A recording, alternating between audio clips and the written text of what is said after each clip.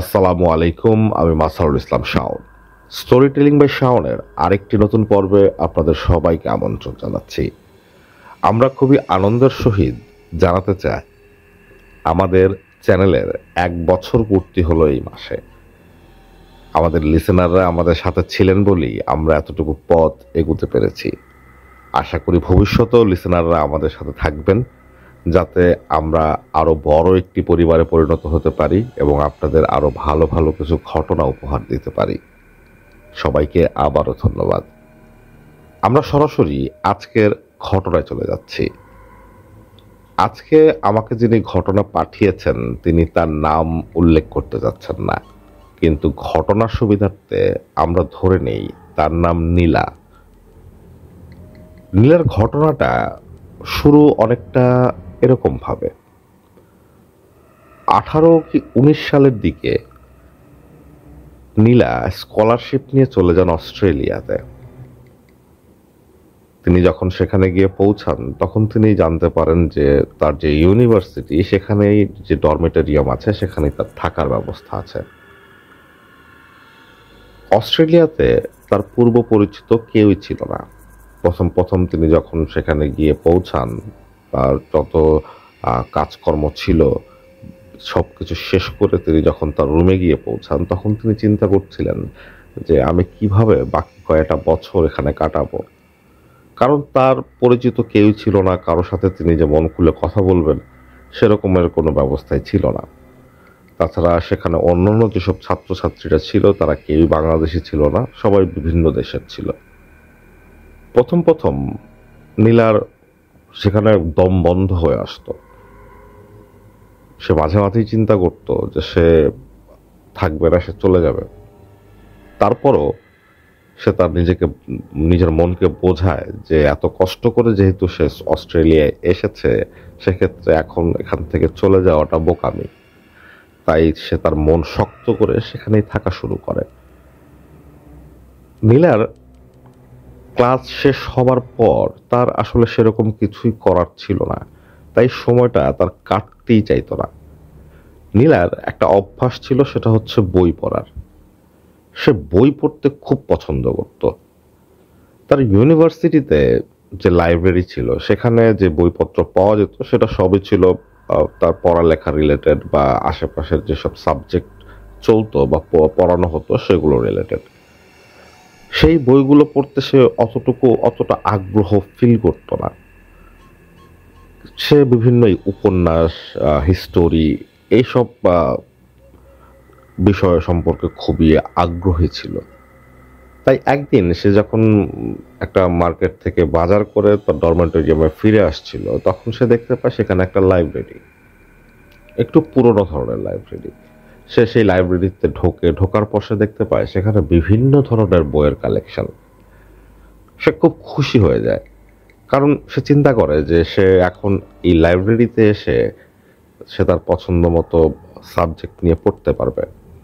তার main attraction ছিল বিভিন্ন ইতিহাস সম্বন্ধে, বিভিন্ন ঐতিহাসিক ঘটনা, রাজা মহারাজাদের বিভিন্ন ঘটনা, এসব বিষয় সম্পর্কে তার খুবই আগ্রহ ছিল ছোটবেলা থেকেই। তাই সে তার টাইম পাস করার একটা ভালো জায়গা সে খুঁজে পেয়েছে বলে সে মনে মনে খুব খুশি হলো। সেদিন সে লাইব্রেরি থেকে কোনো বই আনেনি। সে লাইব্রেরিয়ানদের সাথে কথা বলে সেখানে সে এন্ট্রি করে নেয়। পরের দিন সে আবার লাইব্রেরিতে যায়, সেখানে গিয়ে সে বই পড়া শুরু করে। এভাবে বেশ কিছুদিন কেটে যায়, প্রায় 1 সপ্তাহের মতো। এই 1 সপ্তাহ তার খুব ভালো কাটে, কারণ তার সময় পাস করার খুব ভালো একটা সঙ্গী সে পেয়ে গেছে। সেরকমেরই একদিন সে যখন লাইব্রেরিতে যায় এবং সে যখন তার পড়ার জন্য বই খুঁজতে থাকে বুকশেলফ থেকে, তখন হঠাৎ করেই সে একটা বইয়ে তার চোখ আটকে যায়। বইয়ের যে কাভারটা ছিল সেটা একটু অন্যরকম। কাভারটা দেখেই বইটার প্রতি সে একটা আগ্রহ ফিল করে। সে যখন বইটা বের করে তখন সে বইয়ে লেখা থাকে যে প্রাচীন সভ্যতার কিছু ইতিহাস। সে খুব এক্সাইটেড ফিল করে। সে সেই বইটা নিয়ে বসে এবং পড়া শুরু করে। সে যখন বইটা খোলার পর সে দেখতে পায় বইটার ভেতর প্রাচীন ইংলিশে, মানে প্রাচীন সময় ইংলিশ যেভাবে লেখা হতো বা যে স্টাইলে লেখা হতো সেই স্টাইলে লেখা, অর্থাৎ বইটা অনেক প্রাচীন। সে পড়া শুরু করে। সেখানে রোমান সভ্যতা, স্প্যানিশ সভ্যতা, বিভিন্ন সভ্যতা নিয়ে প্রথমে ছোট ছোট করে লেখা ছিল। সে যখন পড়ছিল ঠিক তখনই তার ফোনে একটা ফোন আসে তার ইউনিভার্সিটি থেকে যে তাকে এখনই ডরমেটোরিয়ামে ফিরতে হবে, কোনো একটা কাজ আছে। কিন্তু সে বইটা রেখে যেতেও চাচ্ছিল না, তাই সে বইটা তার সাথে করে নিয়েই চলে যায় ডরমেটোরিয়ামে। সে যেহেতু সেই লাইব্রেরির সদস্য, সেক্ষেত্রে তার বইটা নিতে কোনো সমস্যা হয়নি। সে বইটা নিয়ে চলে যায় তার ডরমেটোরিয়ামে। সেদিন রাতের বেলা সে যখন সব কাজ শেষ করে তার রুমে ফিরে আসে, তখন সে তার সেই বইটা নিয়ে বসে। বইটা পড়া শুরু করবার আগে সে বইয়ের পাতাগুলো দেখছিল। সে একটা অদ্ভুত বিষয় লক্ষ্য করে, সেটা হচ্ছে বইয়ের বেশ কিছু পৃষ্ঠায় কিছু নকশা আঁকা এবং সেখানে কিছু প্রাণীর ছবি আঁকা, যেগুলো দেখতে খুবই ভয়ঙ্কর। সে যখন সেই বিষয়গুলো চোখ বুলাচ্ছিল তখন সে বুঝতে পারে এটা কোনো জাদু টোনা বিষয়ক বই।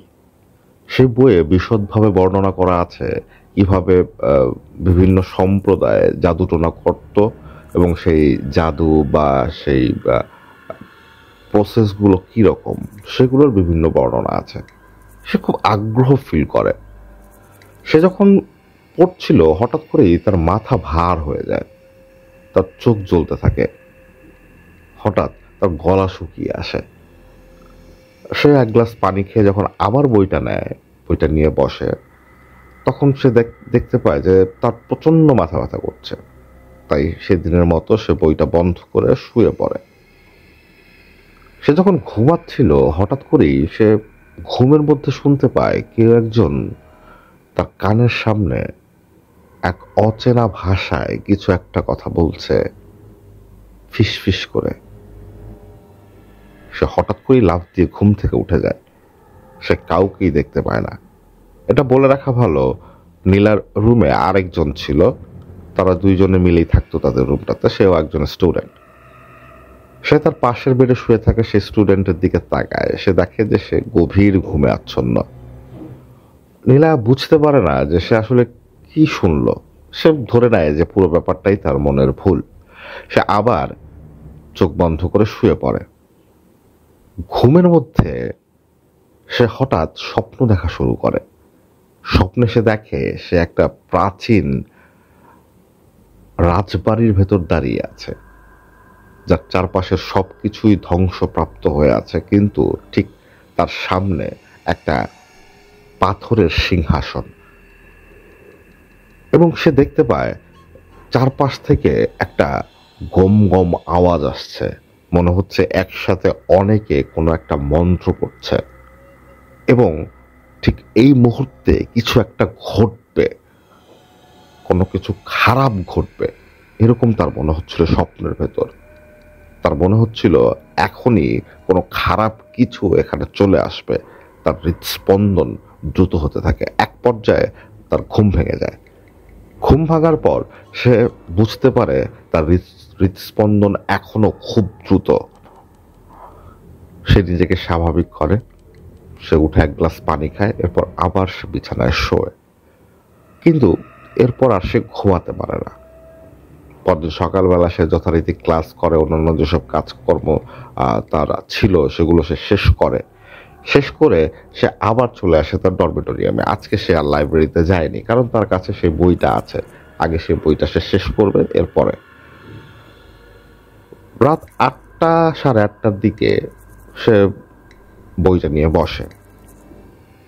কিভাবে মানুষকে কালো জাদু করে মেরে ফেলা যায় সেই বিষয়ে একটা চ্যাপ্টার আছে। সে সেই চ্যাপ্টারটা যখন পড়া শুরু করে তখন সেখানের যেসব প্রসেস বা যেসব উপকরণের কথা উল্লেখ ছিল সেগুলো পড়তে পড়তে তার গা গুলিয়ে ওঠে। খুবই বীভৎস এবং বিদঘুটে সব উপকরণ বা প্রসেসের বর্ণনা সেখানে ছিল। সে একটা জিনিস লক্ষ্য করে, সেটা হচ্ছে সে বইটা যখন পড়ছে তখন এসব বিষয়ের উপর তার ঘেন্না চলে আসছে, কিন্তু সেই বই পড়ার যে অবদমিত আকাঙ্ক্ষা বা ইচ্ছা, সেটা সে আটকাতে পারছে না। আজকে সারাদিন তার ক্লাসের ভেতর ঘুরে ফিরে তার এই বইয়ের কথাই মনে হয়েছে। যাই হোক, সে বেশ বেশ কিছু চ্যাপ্টার পড়ার পর সেদিন রাতের খাবার শেষ করে সে আবার যখন তার বিছানায় গিয়ে শোয়ার সাথে সাথেই তার ঘুম চলে আসে। সে ঘুমিয়ে পড়ে।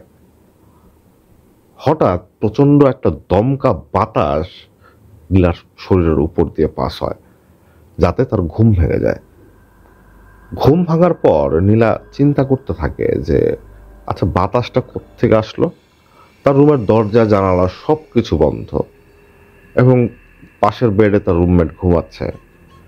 বাতাস ঢোকার কোনো ওয়ে নাই। হঠাৎ করেই তার মনে হলো তার জানালার কাছে কেউ একজন টোকা দিচ্ছে। তার রুমটা 5 তলায়। 5 তলার জানালায় বাইরে থেকে কেউ টোকা দেবে, এটা কোনোভাবেই সম্ভব না। কিন্তু সে বিছানায় শুয়ে শুয়ে শুনছে যে কেউ একজন তার ঠিক মাথার পেছনে যে জানালা, সেই জানালার কাছে টোকা দিচ্ছে বারবার। প্রথমে সে চিন্তা করে সে পুরো বিষয়টা ইগনোর করবে, কিন্তু শব্দটা ক্রমাগত হয়েই যাচ্ছিল।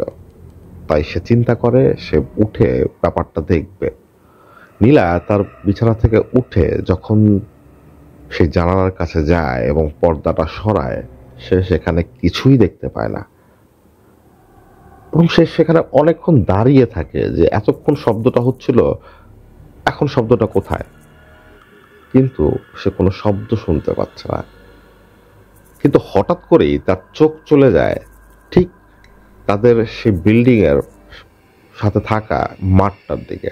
সে মাঠের দিকে তাকাবার পর সে দেখতে পায় মাঠের মাঝখানে কেউ একজন বসে আছে, এবং যে বসে আছে সে অনেকটা ধ্যান করার ভঙ্গিতে বসে আছে।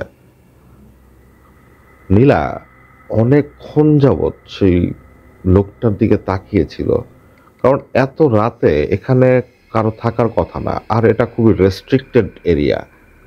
এখানে এভাবে এত রাতে কেউ বসে থাকার কথা না। কিন্তু নীলা স্পষ্ট দেখতে পাচ্ছে সেই মাঠের মাঝখানে কেউ একজন বসা। নীলা ভালোভাবে লক্ষ্য করার চেষ্টা করে। নীলা যখন এক দৃষ্টিতে সেই লোকটার দিকে তাকিয়েছিল, তখন নীলা অবাক ভঙ্গিতে একটা বিষয় লক্ষ্য করে। সেটা হচ্ছে সেই মাঠে বসে থাকা লোকটা হঠাৎ মাথা ঘুরিয়ে তার মনে হলো তার দিকেই তাকিয়ে আছে। এটা দেখার সাথে সাথে নীলা জানলা থেকে সরে আসে, তার পর্দা টেনে দেয় এবং বিছানায় গিয়ে বসে। বিছানায় বসে নীলা চিন্তা করতে থাকে যে আসলে এটা কি হচ্ছে, এরকম তো তার সাথে কখনো হয়নি। তখন নীলা তার পাশের বেডে থাকা যে রুমমেট, সে রুমমেটকে ঘুম থেকে জাগায়। সেই রুমমেটকে সে যখন জোর করে নিয়ে আসে সেই জানালার কাছে, এবং তাকে যখন সে দেখাতে যায় যে দেখো তো ওখানে কোনো আর লোককে দেখতে পাচ্ছ কিনা, সে রুমমেট আসার পর কিন্তু সেই মাঠের মাঝখানে বসে থাকা সেই লোককে নীলাও দেখেনি, এমনকি নীলার রুমমেটও দেখতে পায়নি। নীলার রুমমেট খুব বিরক্ত হয় নীলার উপর, কারণ সে ঘুমটা ভাঙিয়েছে। নীলা কিছুই বলে না। নীলা আবার চলে যায় তার বেডে। এভাবেই সেই রাতটা পার করে সে। পরদিন সকালবেলা তার মাথার ভেতর এই সব জিনিসই ঘুরছিল। সে ক্লাস করবার পর সে সরাসরি তার রুমে চলে আসে। সে প্রচুর ক্লান্ত ছিল, তার একটা প্র্যাকটিক্যাল ক্লাস ছিল। সে প্র্যাকটিক্যাল ক্লাসে তার প্রচুর সময় দিতে হয়েছে, তাই সে মানসিকভাবে খুবই ক্লান্ত ছিল।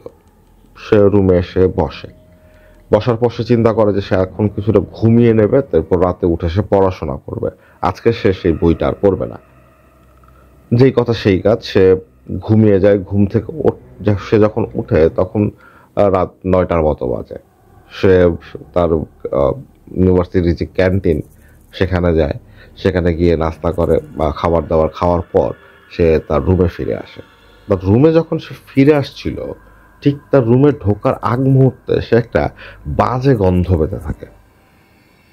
আশেপাশে বিভিন্ন জায়গা চেক করার পরও সে আসলে এই গন্ধের কোনো উৎস খুঁজে পাচ্ছে না। সে যখন তার রুমে ঢুকলো গন্ধটা আরো তীব্র হলো। এখন তার মনে হচ্ছে হয়তো তার রুমের ভেতর কোনো কিছু মরে পুঁতে আছে, ইঁদুর টিঁদুর জাতীয় কিছু। সে লাইট জ্বালিয়ে, তার রুমমেট তখন ছিল না সেই রুমে, সে লাইট জ্বালিয়ে সব কিছু ভালোভাবে চেক করলো, কিন্তু সে কোনো ধরনের কিছু পেল না। সে রুমটা স্প্রে করে বসলো, বসার পর সে পড়াশোনা শুরু করবে সেই প্রিপারেশন নিচ্ছিল, কিন্তু কোনোভাবেই সে তার পড়াশোনার প্রতি মনোযোগ দিতে পারছিল না। তার মাইন্ড বারবার ঘুরে ঘুরে সে বইটার দিকেই চলে যাচ্ছিল। সে আবার সবকিছু বাদ দিয়ে সে বইটা দিয়ে বসে। সে বইটা যখন সে পাতা উল্টাচ্ছিল, হঠাৎ করে একটা কাগজ সে বইয়ের ভেতর থেকে নিচে পড়ে।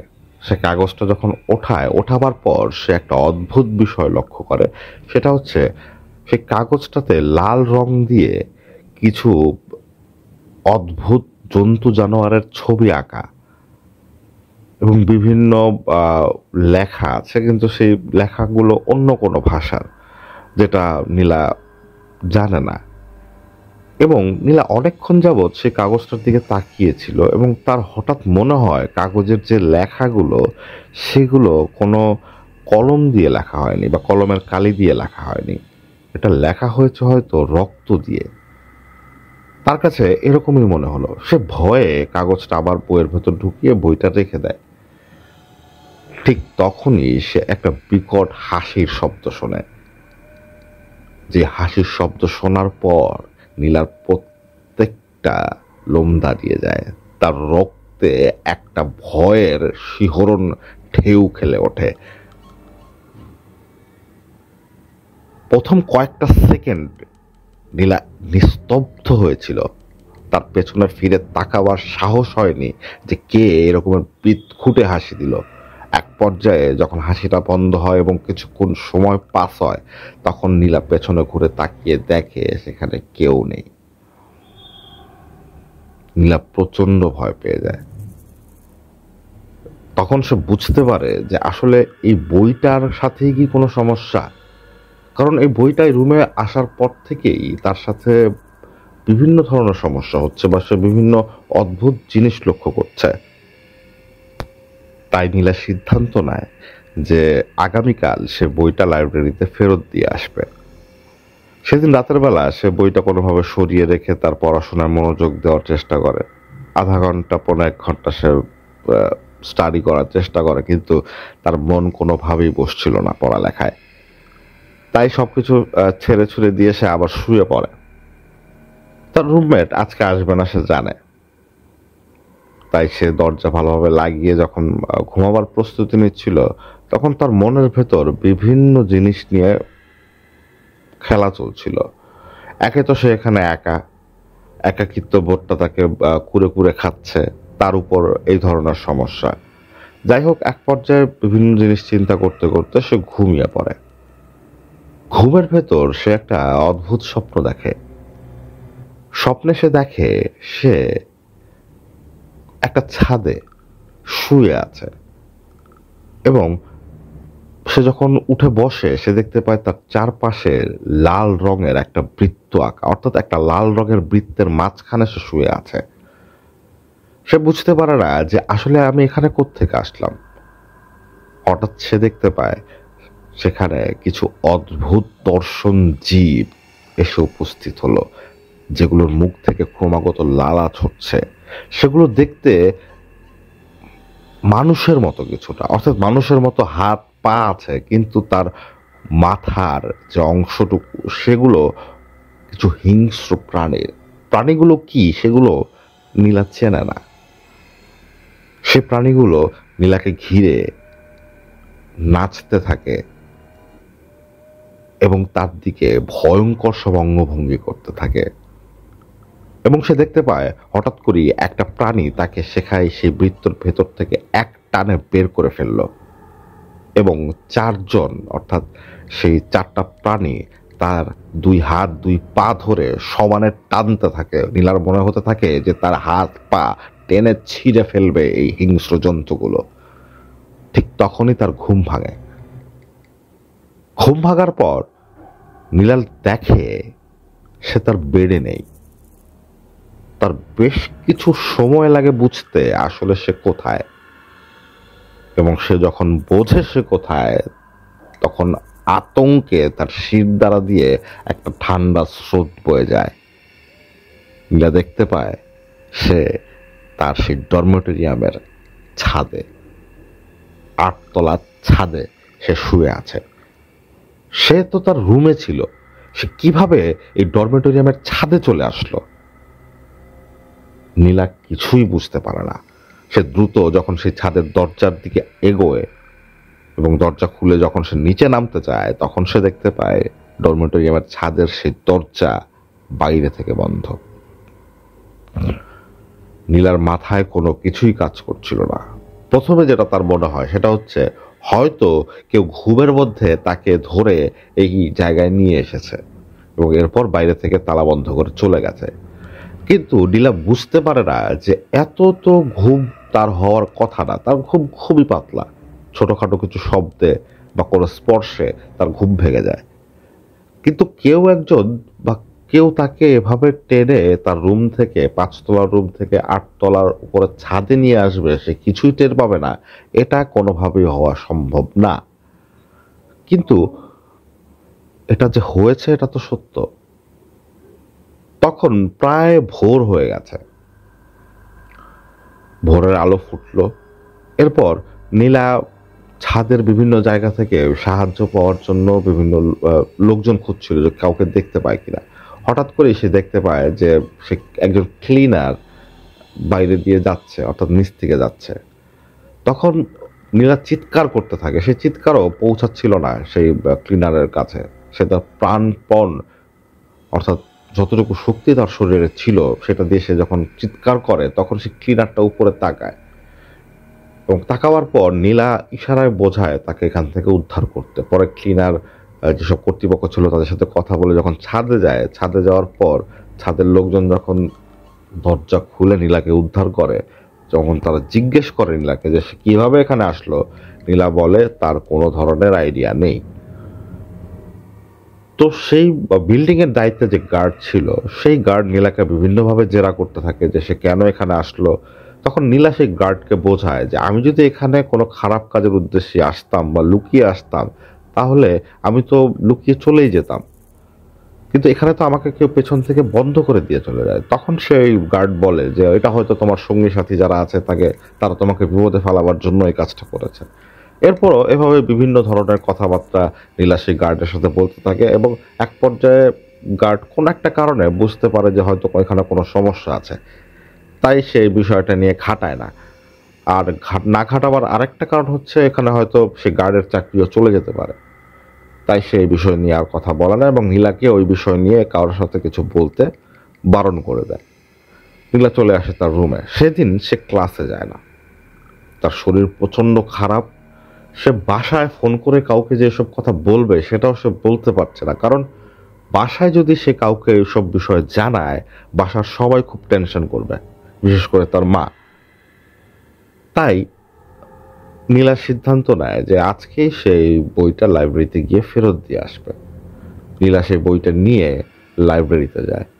লাইব্রেরিতে গিয়ে যখন সেই লাইব্রেরিয়ানকে সেই বইটা জমা দিচ্ছিল, তখন সেই লাইব্রেরিয়ান বলে যে এই ধরনের কোনো বই তাদের লাইব্রেরিতে কোনো সময় ছিল না। নীলা অবাক হয়ে যায়। নীলা বলে যে দেখেন আপনার লাইব্রেরি কার্ডে তো নাম লেখা আছে বইয়ের। লাইব্রেরিয়ান দেখে যে হ্যাঁ নাম লেখা আছে, কিন্তু সেখানে লাইব্রেরিয়ানের কোনো সিগনেচার নেই।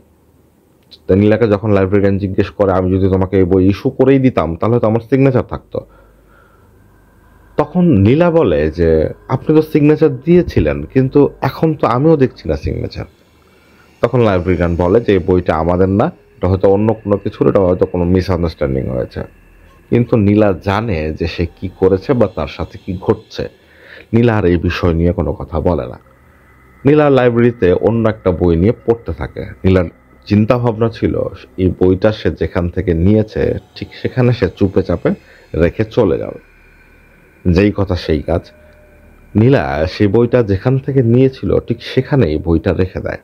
রেখে দিয়ে সে আরেকটা বই সে পড়ার জন্য লাইব্রেরি থেকে ইস্যু করে নিয়ে আসে। সেদিন রাতের বেলা তার রুমমেটও ছিল, সে রুমমেটের সাথে গল্প করছিল বিভিন্ন বিষয় নিয়ে। এরপর রুমমেট পড়তো আরেকটা সাবজেক্টে, তাদের দুজনের সাবজেক্ট ছিল ভিন্ন।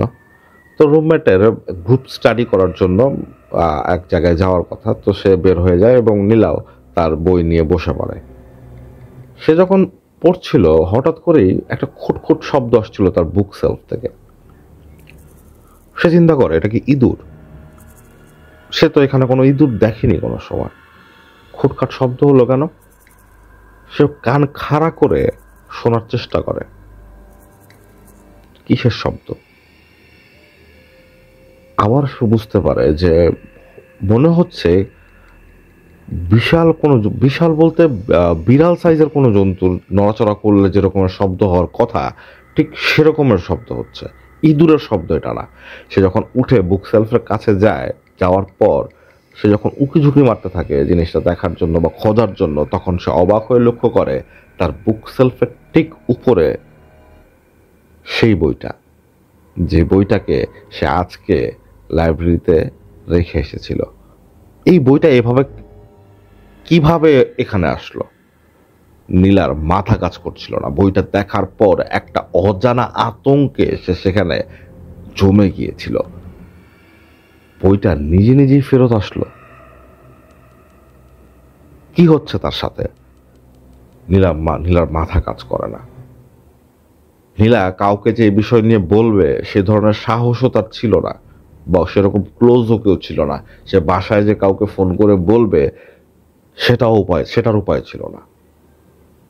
তখন হঠাৎ করেই নীলার মনে হয় তার ভার্সিটি লাইফে তার এক ফ্রেন্ড ছিল, সে খুবই নামাজি ছিল এবং তার ফ্যামিলিও খুব নামাজি, এবং সে শুনেছিল তার ফ্যামিলি নাকি এই ধরনের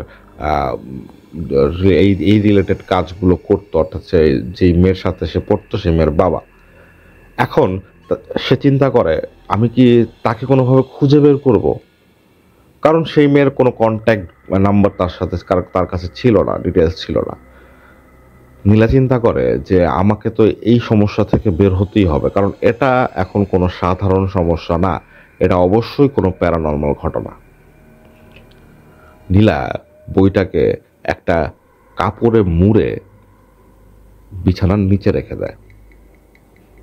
সেদিন রাতের বেলা নীলা যখন ঘুমিয়ে পড়ে, একটা শব্দে তার ঘুম ভাঙে। ঘুম ভাঙার পর তার বুঝতে বেশ কিছু সময় লেগে যায় যে শব্দটা কি বা কোত্থেকে আসছে।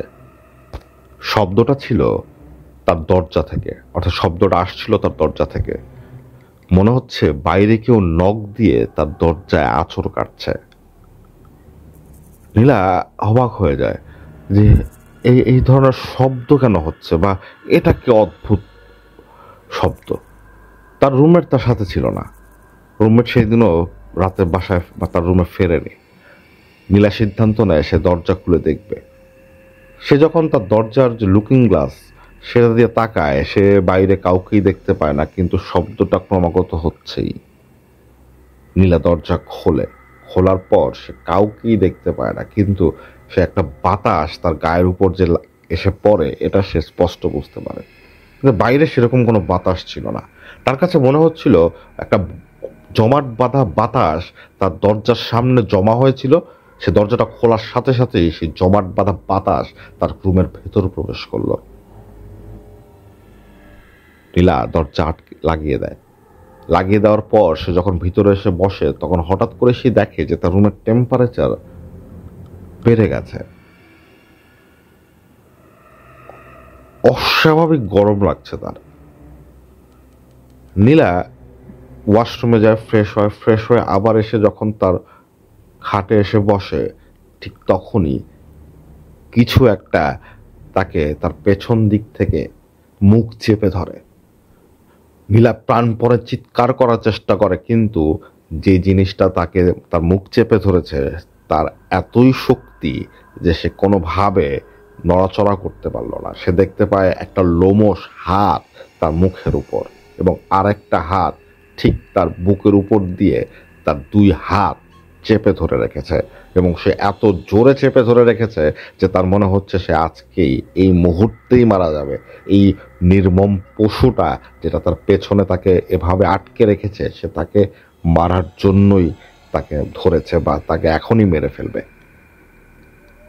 নীলার চোখ দিয়ে পানি পড়ছিল। হঠাৎ করে সে দেখে যে সেই অবয়ব বলি বা সেই জন্তু বলি সেটা তাকে ছুঁড়ে ফেলে দেয় তার রুমমেটের বিছানার উপর। সে প্রচণ্ড ব্যথা পায়। ব্যথা পাওয়ার পরও সে যখন চোখ তুলে তাকায়, সে দেখতে পায় এই জন্তুটা হচ্ছে সেই জন্তুটা যেটাকে সে স্বপ্নে দেখেছিল ছাদের উপর। সেই জন্তুটা একটা হিংস্র গড়গড় শব্দ করে তার দিকে এগিয়ে আসে এবং তার বুক বরাবর তার নখ দিয়ে তার বুকটা ছিঁড়ে ফেলে। নীলা আতঙ্কে একটা চিৎকার করে। চিৎকার করার পর তার ঘুম ভাঙে। অর্থাৎ নীলা এতক্ষণ যা দেখছিল সেটা ছিল পুরোটাই স্বপ্ন।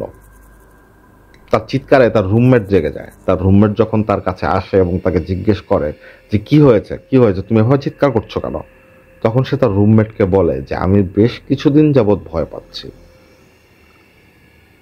অনেক ভয় পাচ্ছি। সে রুমমেট বলে কি কারণে ভয় পাচ্ছ?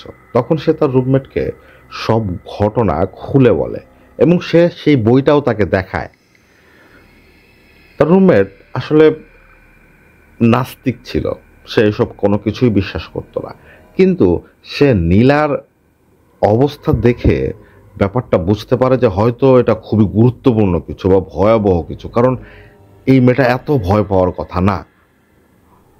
নীলা আতঙ্কিত হয়েছিল। তার প্রেশার বেড়ে যায় এবং পরবর্তীতে তাকে হসপিটালে নিতে হয়। হসপিটালের ডাক্তার তাকে ঠিকঠাক করে দেয় এবং তার রুমমেট তার সাথেই ছিল। সে নীলাকে নিয়ে আবার চলে আসে তাদের ডরমেটোরিয়ামে। তখন সেই ছেলেটা অর্থাৎ সেই মেয়েটা, তার যে রুমমেট ছিল, সেই মেয়েটা তাকে বোঝাবার চেষ্টা করে যে তুমি যাই দেখেছো সব কিছু স্বপ্নে, স্বপ্নে খারাপ কিছুই হয়।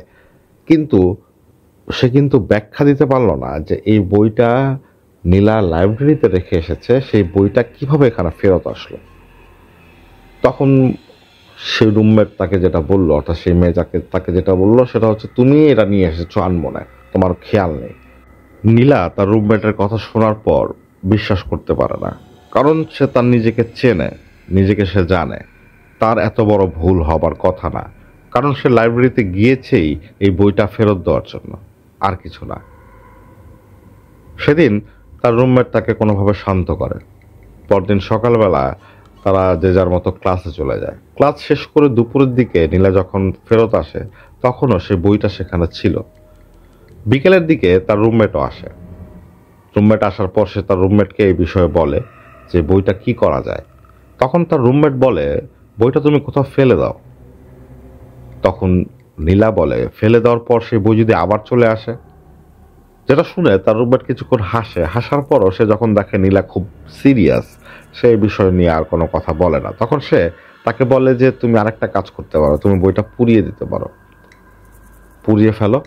পুড়িয়ে ফেললে হয়তো তুমি এই সমস্যা থেকে সমাধান পেতে পারো, এই সমস্যা থেকে তোমার উদ্ধার হতে পারে। তখন তারা চিন্তা করে যে ডরমেটোরিয়ামের ভেতর তো বইটা পোড়ানো যাবে না, কারণ যে ধোঁয়া হবে সেই ধোঁয়াতে আশেপাশের লোকজন জেনে যেতে পারে। তাই সে তার রুমমেটকে নিয়ে চলে যায় একটা জায়গায়, একটু নির্জন জায়গায়, যেখানে হয়তো জায়গাটা একটু জঙ্গলে, সেখানে হয়তো পোড়ালে কোনো সমস্যা হবে না। নীলা তার রুমমেটকে নিয়ে সেই জঙ্গলে ঢোকার পর তারা সাথে করে কিছু কাঠ নিয়ে এসেছিল, কারণ যদি বইটা শুধু আগুনে না পড়ে, তাই ভালোভাবে পোড়াবার জন্য সে কিছু পেট্রোলও নিয়ে আসে। সে পেট্রোল ঢেলে সে যখন সে বইটা পুড়িয়ে দেয়, বইটা যখন পুড়ছিল তখন কাগজ পোড়ার যে গন্ধ সেটা এক ধরনের, কিন্তু তারা দুইজনই একটা অদ্ভুত গন্ধ পাচ্ছিল। এবং তার রুমমেট একটা বিষয় লক্ষ্য করে, সেটা হচ্ছে সেই বই পুড়ে যাওয়ার পর সে বইয়ের থেকে যে ধোঁয়াটা বের হচ্ছিল, সেই ধোঁয়াটা কেমন জানি এক জায়গায় জড়ো হয়ে একটা কিছু রূপ নিচ্ছিল, কোনো একটা অবয়বের সৃষ্টি করছিল। সে রুমমেট যখন নীলাকে ব্যাপারটা দেখায়, নীলাও দেখে যে সেই ধোঁয়াটা ঘুরে ফিরে সে যেই জন্তুকে স্বপ্নে দেখলো 2 বার সেই জন্তুর রূপ নিচ্ছে। নীলা তার রুমমেটকে বলে যে চলো এখান থেকে চলে যাই, কারণ জিনিসটা আমার ভালো লাগছে না। এরপর নীলা এবং তার রুমমেট সেই জায়গা থেকে চলে যেতে থাকে। তারা সেই স্থান থেকে বেশ কিছু দূরে আসবার পর হঠাৎ করেই নীলা লক্ষ্য করে তার রুমমেট দাঁড়িয়ে যায়। সে আর এগুচ্ছে না, সে একদিকে এক দৃষ্টিতে তাকিয়ে আছে এবং সে কোনো নড়াচড়া করছে না। নীলা একটু অবাক হয়। সে যখন তার রুমমেটকে বলে কি হলো, তুমি এভাবে দাঁড়িয়ে আছো কেন, চলো এখান থেকে চলে যাই। তার রুমমেট অদ্ভুতভাবে তার দিকে ঘুরে তাকায় এবং তাকিয়ে বলে আমি তো যাব না, আমি এখানেই থাকবো। এই কথা বলে সে উল্টা ঘুরে দৌড় দেয় এবং নীলাও তার পেছনে পেছনে দৌড় যেতে থাকে এবং নীলা দেখে তার রুমমেট দৌড়ে গিয়ে সেই জ্বলন্ত বইটা আগুন থেকে বের করার চেষ্টা করছে এবং সে অলরেডি আগুনে হাত দিয়ে দিয়েছে। নীলা কোনোভাবে তার রুমমেটকে সেখান থেকে টেনে হিচড়ে নিয়ে আসার চেষ্টা করে, কিন্তু তার রুমমেট পাগলামি করতে থাকে। এক পর্যায়ে নীলা তার রুমমেটের সাথে শক্তিতে না পেরে তাকে বেদম চড় দেওয়া শুরু করে। 2টা চড় দেওয়ার পরেই তার রুমমেট অজ্ঞান হয়ে যায়। তখন নীলা পরে আরেক বিপদে। সে কিভাবে তার রুমমেটকে এখান থেকে নিয়ে যাবে? তার পক্ষে কি তাকে টেনে নিয়ে যাওয়া সম্ভব? সে তো তার রুমমেটকে এভাবে ফেলে এখান থেকে চলে যাবে না। মানুষ বিপদে পড়লে আসলে তার শরীরে রাজ্যের শক্তি এসে ভর করে। তখন সে এমন অনেক কিছুই করে যেটা সাধারণ অবস্থায় তার পক্ষে করা সম্ভব না। সেই কাজটাই নীলা সেদিন করে। নীলার সে রুমমেট একটু ছোটোখাটোই ছিল, ওরকম ওজন তার ছিল না। সে তুলনায় নীলা মোটামুটি স্বাস্থ্যবানই ছিল, কিন্তু তারপরও একজন মানুষকে টেনে নিয়ে যাওয়াটা কষ্টকর। কিন্তু নীলা সেই দিন সেই কাজটাই করে। নীলা তার রুমমেটকে তার পেটে উঠিয়ে টেনে হিচড়ে মেইন রোড পর্যন্ত নিয়ে আসে এবং এরপর সে একজনের কাছ থেকে লিফট নেয় এবং তাকে নিয়ে সরাসরি হাসপাতালে যায়, কারণ তার রুমমেট তার 2টা হাত পুড়িয়ে ফেলেছে। ডাক্তাররা প্রাথমিক ট্রিটমেন্ট করার পর তাকে হাসপাতালে ভর্তি করায়। তার রুমমেটের যখন জ্ঞান ফেরে তখন তার রুমমেট অবাক হয়ে যায় তার অবস্থা দেখে। নীলাকে জিজ্ঞেস করে যে আমার সাথে কি হয়েছে, আমার এই অবস্থা কেন? তখন নীলা ঘটনাটা বলে যে আসলে আমরা যখন সেখান থেকে ফিরে আসছিলাম হঠাৎ করেই তুমি পেছনে ঘুরে দৌড় দিয়ে সে বইটা উদ্ধার করার চেষ্টা করো। তখন তার রুমমেট বেশ কিছুক্ষণ চুপচাপ থাকে। এরপর সে নীলাকে বলে যে আমি যখন তোমার সাথে রওনা হচ্ছিলাম এতটুকুই আমার মনে আছে, এরপর আমি কি করেছি কি হয়েছে আমার সাথে এরপর আমার আর কিচ্ছু মনে নেই। নীলাও আর এই বিষয়টা নিয়ে তার রুমমেটকে চাপ দেয় না, রুমমেটকে কিছুই বলে না। সে বলে যে তুমি রেস্ট নাও, কারণ যেটা হয়েছে সেটা খুব খারাপ, এবং নীলা তার কাছে ক্ষমা প্রার্থনা করে যে আসলে তার কারণেই তার রুমমেটের এই অবস্থা। তার রুমমেট বলে যে না, সমস্যা নেই, কারণ আমি তোমাকে হেল্প করতে যাচ্ছিলাম। এরপর বেশ কিছুদিন হাসপাতালে থাকবার পর নীলার রুমমেট হাসপাতাল থেকে রিলিজ পায়। তারা চলে আসে, আবার তাদের নিজস্ব জীবন চলতে থাকে। আর ওই ধরনের কোনো সমস্যা বা প্যারানর্মাল কোনো অ্যাক্টিভিটি এরপরে তাদের সাথে হয়নি। কিন্তু নীলা মাঝে মধ্যে এখনো সেই অবয়বটাকে স্বপ্নে দেখে। সে স্বপ্নে দেখে সেই অবয়বটা হিংস্র ভঙ্গিতে তার দিকে তাকিয়ে থাকে এবং তাকে হাতের ইশারায় কাছে আসতে বলে।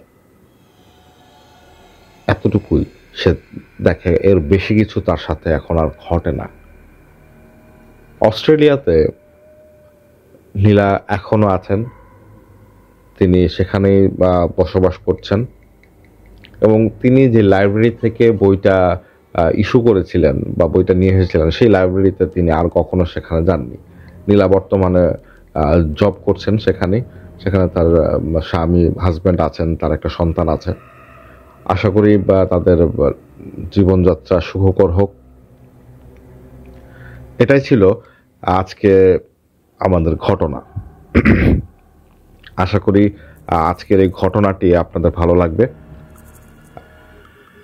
আজকে আমরা আমাদের এপিসোডটি এখানে শেষ করছি। আশা করি সামনের এপিসোডে আপনাদের জন্য আমরা ভালো কিছু ঘটনা নিয়ে আসতে পারবো। আপনারা যারা ভৌতিক ঘটনা শোনেন বা ভৌতিক ঘটনা পছন্দ করেন তারা অবশ্যই আমাদেরকে আপনাদের ঘটনা পাঠাবেন। আপনাদের ঘটনা পাঠাবার ঠিকানা হচ্ছে storytelling@gmail.com। বা আপনারা যদি চান যে আপনারা নিজেদের কণ্ঠে ঘটনা শেয়ার করবেন, সেক্ষেত্রে আপনারা অবশ্যই আপনাদের ভয়েস রেকর্ড করবেন যাতে কোনো ব্যাকগ্রাউন্ড নয়েজ না থাকে। সেক্ষেত্রে অবশ্যই আমাদের সেটা পাঠিয়ে দেবেন এবং আমরা আপনাদের পরামর্শের জন্য অপেক্ষা করি। আপনারা আমাদের যেভাবে পরামর্শ দিয়ে থাকেন বা মেজরিটি যেভাবে আমাদের বলে, সেক্ষেত্রে আমরা সেভাবেই আসলে আমাদের এপিসোডগুলো পরিচালনার চেষ্টা করি। আপনারা যারা আমাদের অনেক সময় ধরে ফলো করছেন তারা হয়তো জানেন যে জিনিসটা আমাদের লিসেনারদের পছন্দ হয় না, আমরা সেসব জিনিসগুলো অ্যাভয়েড করার চেষ্টা করি। আপনারা সবাই ভালো থাকবেন এবং শেষ করবার আগে বলতে চাই, আপনারা যারা আমাদের চ্যানেলটিকে সাবস্ক্রাইব করেননি তারা অবশ্যই আমাদের চ্যানেলটিকে সাবস্ক্রাইব করবেন, একটা লাইক বাটনে প্রেস করবেন, শেয়ার করবেন, যাতে আমাদের এই চ্যানেলটা আরও চারদিকে ছড়িয়ে যায়। এটা ছড়িয়ে গেলে আসলে আপনাদেরও লাভ, আমাদেরও লাভ। কিভাবে? চ্যানেলটি যতটুকু ছড়াবে লোকজন আমাদের চ্যানেল সম্পর্কে জানবে এবং তাদের সাথে ঘটে যাওয়া যেসব ঘটনা আছে যেগুলো তারা এখন পর্যন্ত কাউকে জানাননি বা বলেননি, সেগুলো হয়তো তারা আগ্রহী হয়ে আমাদেরকে পাঠাবেন। আর আমাদেরকে যদি তারা সেই ঘটনা পাঠান, আমরা আপনাদেরই শোনাবো। সেক্ষেত্রে এটা আপনাদেরও লাভ, আমাদেরও লাভ। ইনশাল্লাহ ভবিষ্যতে আমরা আপনাদের জন্য আরও ভালো কিছু ঘটনা নিয়ে আসব। সে পর্যন্ত সবাই ভালো থাকবেন। আজকে আর কথা বাড়াচ্ছি না, সবাই ভালো থাকবেন। আসসালামু আলাইকুম।